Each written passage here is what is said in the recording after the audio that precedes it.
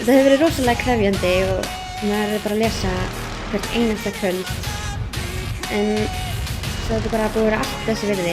Ég hef aldrei trúið í hvað ein keppni getur haft mikil áhrif á í rauninni lífum hans. Ég var búinn að gera ráð fyrir í allan tíman að komast í úrslit, en það er samt ekkert sjálfgefið og að vissu leyti kom það mér líka á óvart.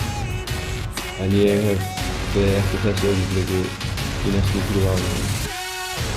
En í sjálfu sér er maður bara búinn að bíða eftir þessu síðan maður var lítill. Maður sá það í sjónvarpinu og langaði alltaf að vera klárkrakkarnir í sjónvarpinu og vilja taka þátt.